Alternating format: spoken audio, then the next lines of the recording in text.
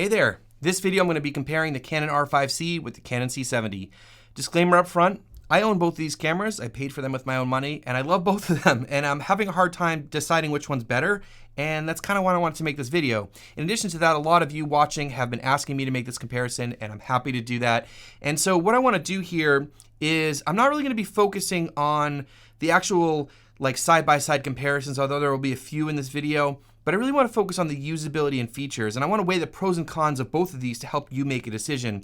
And so this is going to be more of a discussion, and we're going to work through the similarities and differences and the pros and cons, because there isn't a clear winner here, and I'll spoil that up front. They're both awesome, and you're not going to go wrong with either of them, but if you're looking to pick one of those up, one of these two up, and you're trying to decide, should I get the R5C or should I get the C70? Or maybe you have the C70, you're thinking, should I get an R5C as a B cam or maybe a new A cam? Maybe this will work better for me in a lot of situations. That's kind of want to make this video. And as we go through, I'll try to help you figure out which is the best option for you and your use case. But overall, I kind of think of the R5C as like a Swiss Army knife and the C70 as more of a workhorse. Let's kick this off by talking about what's the same between these two cameras. First of all, they both run the Canon Cinema operating system, which I love. It has great exposure assistant tools like false color and waveform. It also has shutter angle. And the focus tool that I love in here is also the face only mode, which is different from the mirrorless camera. So Cinema operating system, awesome, really geared towards video.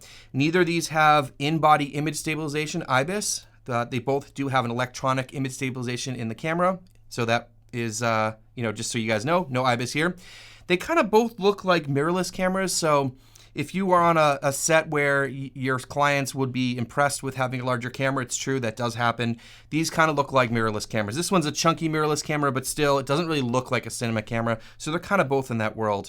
They both have tally lights, which is great. They have internal RAW recording, because the C70 now with the update, so this records RAW internally in 4K, and of course the R5C is internal recording with 8K. So there's a difference there, but also you can do internal RAW recording. They both have articulating flippy screens, which is great, not only to film yourself, but just when you're filming at different angles, it's really, really helpful. So they both have that. And the other thing is that they both sport the RF mount. And so this is the first cinema camera from Canon that has an RF mount. Now let's get on talking about what's different between these two cameras. The first ones are kind of the big ones. So the C70 has ND filters built into the camera. So 0, 2, 4, 6, 8, and 10 stops of built-in ND that look awesome, that really do a great job with not affecting the image very much. That is a huge advantage, and I absolutely love it. Once you have a camera that has built-in NDs, it's kind of hard to go back to a camera that doesn't.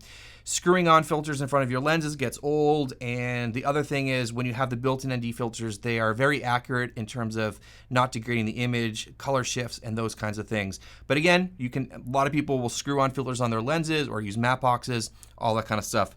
XLR audio. The C70 has built-in mini XLR ports on the side, which I don't really mind the minis because you still have to run a cable from the camera to the microphone. So there's cables that work that are just the adapter cables, and I haven't really thought too much about it, but they're built in. Also, all the audio controls are built in the back of the camera, which are great. Now, you can get the Tascam unit, which goes in I forget what this is called, the multi-interface shoe or something on the top here, which I actually did order, but it's back ordered right now. I ordered it a few weeks ago, I haven't gotten it yet, but that will give you XLR inputs because I really do like having XLR audio in my camera. That's a $500 accessory, and when I get it, I will make sure I do a review on that. The other thing is, we'll get into image quality and all that stuff later, and I'm not going to get too far into the specs, but the big differences here is the C70 has a Super 35 and the R5C is a full frame. The C70 has a 4K sensor and the R5C has an 8K sensor. So 8K, if you need it, it's there. Also the oversampling, which we'll get to more of that later. The HDMI port. So yes, the C70 has the normal full-size HDMI port.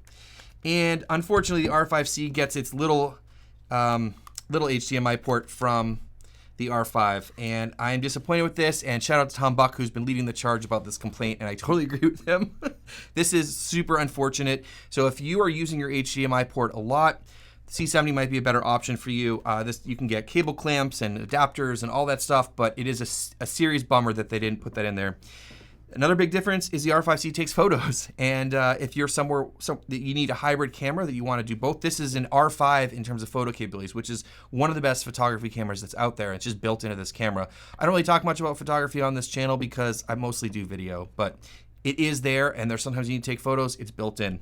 Let's talk about battery life. Huge difference here. As most of you know, you're watching this, you know that the R5C does not have great battery life. C70 has amazing battery life. It comes with the smaller BPA 30 batteries, which slide in the back, and it's kind of flush. Feels really good and balanced. You can hold it right up to your body. These last about 3 hours or so, shooting at 4K, and they're awesome. The battery life's incredible. And so what you can do is you can go out with one of these, another one in your pocket, or get the BPA 60s, the bigger ones. The other option is getting a battery like this. This is the Nano Core SWX. And so these are great too, because when you put this in, it sticks out a little bit more. It's a much bigger battery, but you also have a D-tap and a USB on here. So if you want to power like a monitor, for example, you don't have to rig this out with a cage and rails and a V-mount. You can just slide this in here, plug in your monitor, and it keeps it really tidy. And I really do like that option that you get with the C70.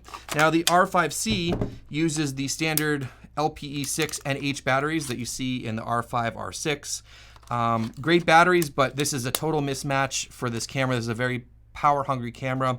So I think a lot of times people are gonna be rigging this camera out, and I'm gonna do a video about that eventually. But what I've been using lately is I got the battery grip, and so this doubles the battery because I can put 2 batteries in there. And the thing about this is that once you do that, I know this thing can mount in there, I usually do that, is that once you put the battery grip on here, in terms of size and stuff, they're getting to look pretty similar. So I want to do some other, as I said, another video about power solutions for this. The other thing is that you can plug USB-C in here to power this. So that's also an extra thing. If you have a power bank or any sort of power delivery wall charger that's enough power to do this, you can just plug that right in. In addition to that, let's talk about memory cards because they're different. So the C70, you have 2 SD cards, and most people have SD cards laying around, and I want to talk about media and stuff too. The R5C has a combination CF Express Type B and a SD card, so one of each. I really do like Sony's implementation where you have dual for both. Now,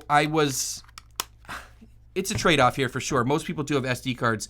So I've been rocking the ProGrade V90 256 gigabyte SD cards for most of my stuff because they're reliable. They work in like all my cameras and for most modes and all that kind of stuff. So these go for around $230. I'll leave them linked down below. I have a bunch of these. I love them. They work great. They're very fast. But I just picked up this Angelbird card, and this is a 512 gigabyte CF Express Type B card. And this will allow me to shoot in every mode on the R5C, even 8K, 60, whatever, like highest quality. This is $180 for 512 gigabytes. So Angelbird is a reputable company. They make the cards for Red. A lot of people have had good luck with them, and I was just blown away. So for less than the price of the 256, this one will give you double the storage. So I'll leave links down below for both of these. They're great. So different terms of options in terms of the memory cards here. In terms of autofocus, the C70 and R5C have very similar autofocuses. The one difference is going to be that the R5C has eye detect on top of face detect. So a little bit different. I did a little bit of a test, which I'll show you later, into how that actually works. The other thing I actually love about the R5C is that the shutter closes when it turns off. I think that's great, especially when you're outside and trying to change lenses. The C70 doesn't have that option because it doesn't have a shutter. So those are kind of the main differences. Now let's go to the physical characteristics of these two cameras, and this is going to definitely be personal preference. Now, one thing that I want to point out about the C70 is that it comes with pretty much everything in the box ready to go, besides a couple things you'll have to buy, like a microphone, memory card, lens, stuff you need for every camera. But it comes with a top handle, it comes with the mic holder, it comes with the strap on the side, and I also mentioned it comes with a battery charger, obviously, but also you can plug that battery charger power supply directly into the camera and power it too, so no need for an extra power source. So it comes with everything ready to go, which is great. Now, in terms of, I don't use this top handle very often, but it's there when you need it.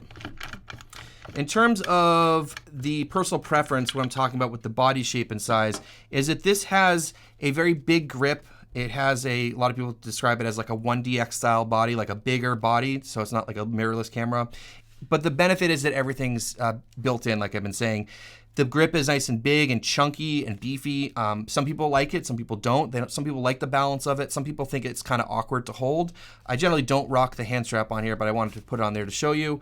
It's just a personal preference thing. Now the R5C, is you can strip it down like this, but also when you put the battery grip on it, which I was talking about before, it definitely turns it into a very similar sized camera, and the grip feels great. You can get all of your fingers on it. It feels really solid. It kind of makes it just, I don't know, it does feel good with the battery grip on there, so that's an option too. But I think the big benefit of the R5C is that sometimes you don't need all the features that you have in the C70, so you can modify the camera, rig it up and down. If you needed to keep it really simple for, let's say, vlogging, like if I'm gonna go on a hike or something like that, I wanna take a camera, this is way smaller than this, it's a lot more portable. It's also more inconspicuous. This looks more like a DSLR mirrorless camera. This is like a, what are you doing with that bigger camera? It's not a cinema camera look to it, but this is definitely more inconspicuous. Also, if you're gonna be putting this on a gimbal and you can just rock it with just the one battery in there for a little while, that makes things a lot easier. You can put on smaller gimbals, it's less to hold, you know, all those kinds of things.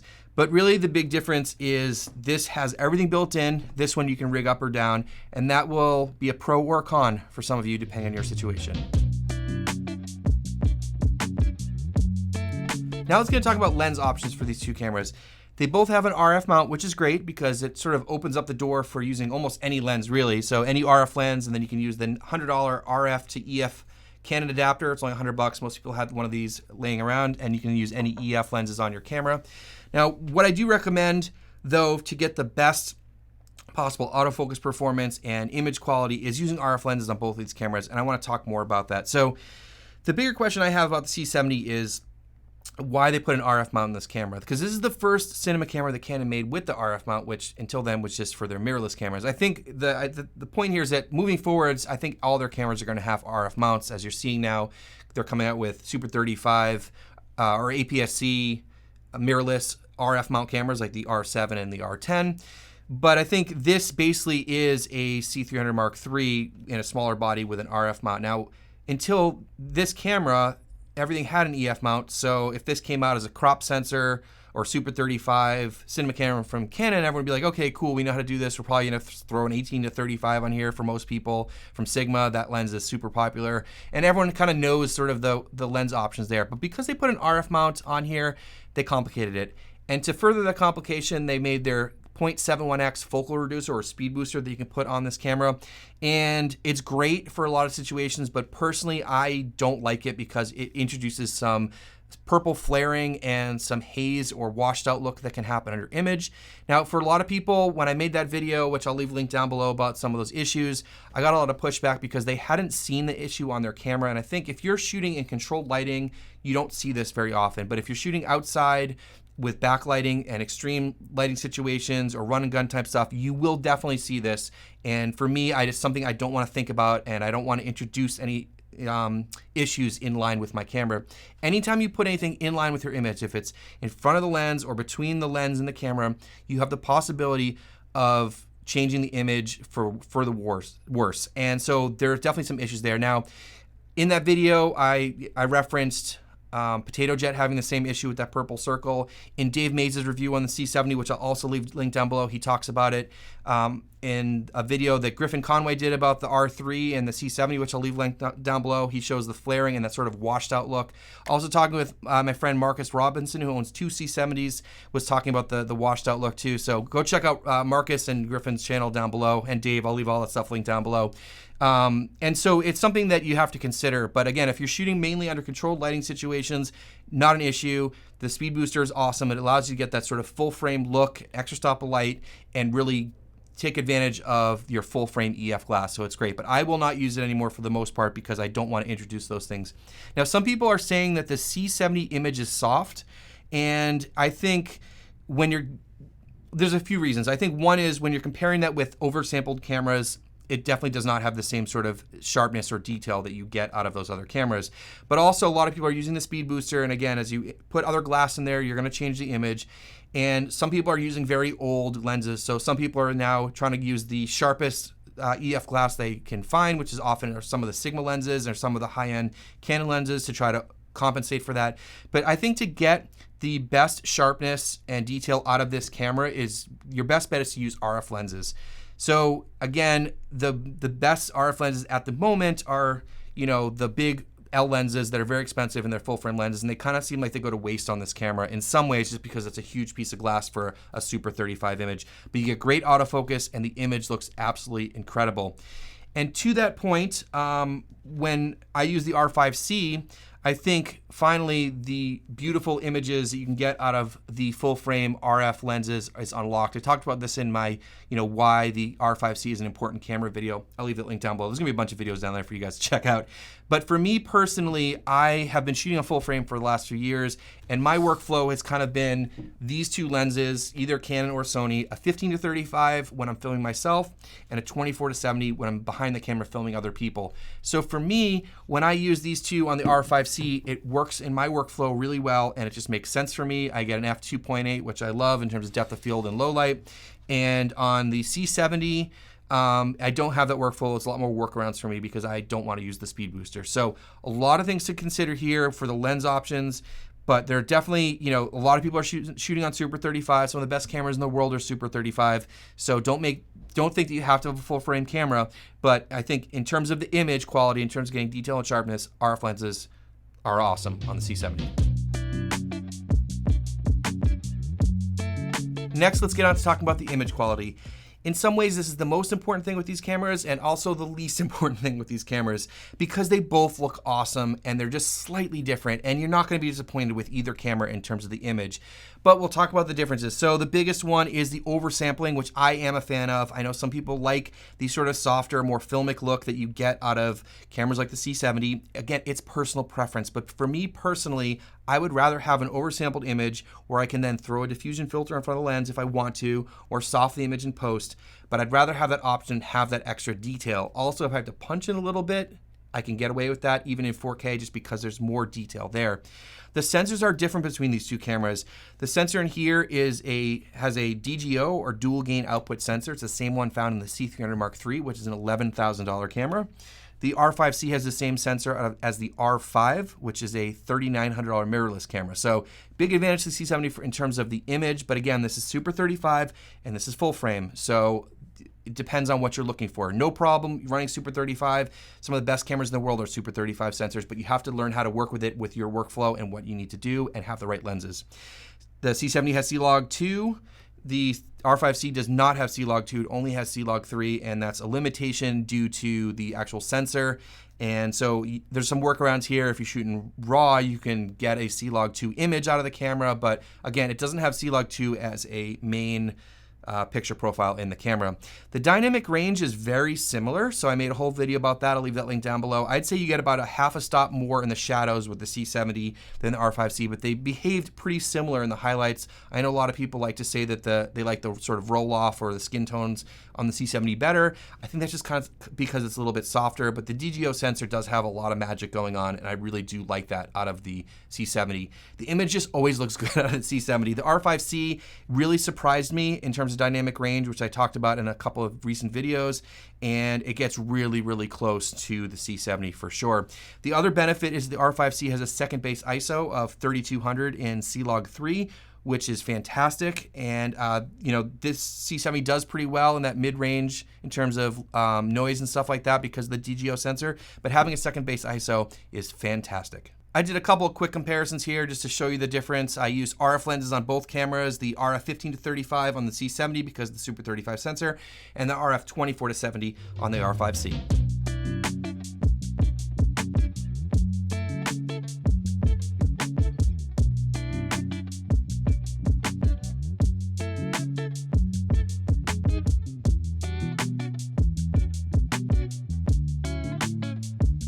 As you can see, they both look awesome, and going through YouTube, there probably isn't that much of a difference, but to me personally, I do prefer the oversampled image. Now, autofocus, and this is definitely a big question of mine about these two cameras. Now, when I originally owned the C70, I was not happy with the autofocus, but in the time that I sold it and bought it again, there's been a lot of firmware updates, and I have to say it's been a lot better. Now, when the R5C got announced, I was kind of bummed because it didn't have the same autofocus as in the R5 for video. That autofocus is incredible. It had a very similar autofocus to what's in the C70 and their cinema operating system.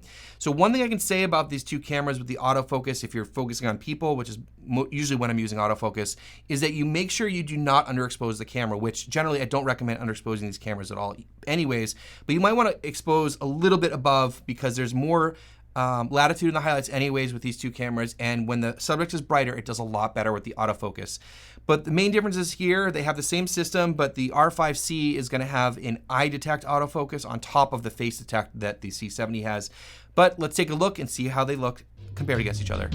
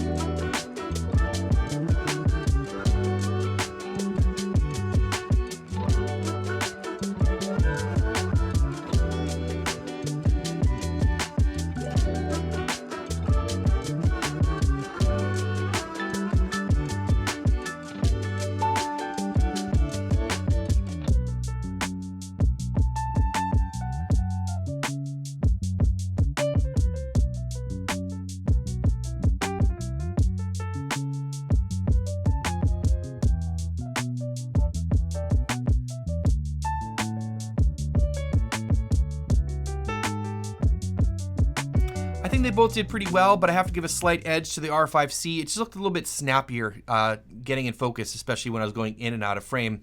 I think both of these will do well in most situations, interviews, some documentary stuff, just things that aren't moving super quickly. If you are looking for a camera that can do really quick moving autofocus, I recommend cameras like the R5, the R3, and Sony's mirrorless cameras like the A7S III and the FX3. I'm curious about the eye detect autofocus on this. Maybe it has the eyeball a little bit more in focus, which is generally what you want in focus, versus the face because it's focusing on the plane of the eyeball instead of the plane of the face. Not really sure, but I said both of these work pretty well, but I have to give a slight edge to the R5C. Let's talk about price. C70 is $5,500, but it comes with all the accessories I mentioned: top handle, mic holder, big battery, comes with the AC adapter and battery charger. It also comes with the hand strap, ready to go, $5,500.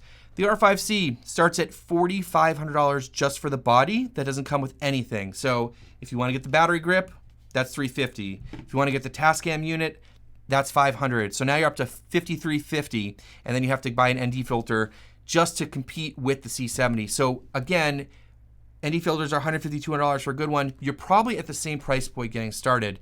So again, it depends on how you need to use the camera, but I think in terms of price, they're very comparable. So after all this talking, which one should you buy? Well, I spoiled it up front. There's no clear winner here. If you need to take photos, R5C is a great photography camera. Buy the R5C. If you need this for a hybrid camera, R5C, because the C70 doesn't take any photos. If you need a camera that has the most flexibility, as I said, the Swiss Army knife sort of cameras, the R5C is it. Works great as a small mirrorless hybrid camera, but you can also rig it up and turn it into a full-fledged, video camera by adding different accessories. If you need an all-in-one camera that's great for documentaries, corporate work, and sort of any video needs that's just ready to go out of the box, the C70 is definitely your camera, and having those built-in ND filters is absolutely huge.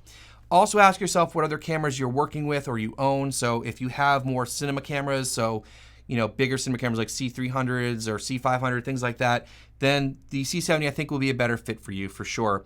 Now, if you are shooting on other mirrorless cameras, full frame mirrorless cameras, I think the R5C will be a better bet. Also keep in mind in terms of the different lenses that you have and how that all plays into all this, not only what you have, but what you rent often or what you work with other people, because you want things to kind of work together and match. So it gets a little bit tricky, I think, sometimes when you're mixing full frame and Super 35, which you can do, but just keep that all in mind. Now, depending on a lot of the lenses that you have, there's a lot of great Super 35 cinema lenses out there, which a lot of people are using on the C70. So a lot of different options out there in terms of lenses. There's a lot to consider. As I said, hopefully you're keeping score and you can figure out what was going to work better for you. And I can't really decide between these two. I'm probably gonna have to keep both of them. After working through all this, I love them both for different reasons. Anyways, hope you enjoyed this. If you did, please consider hitting subscribe down below. It would be greatly appreciated. Lots more content coming up on these cameras. Thanks so much for watching, and we'll see you in the next one.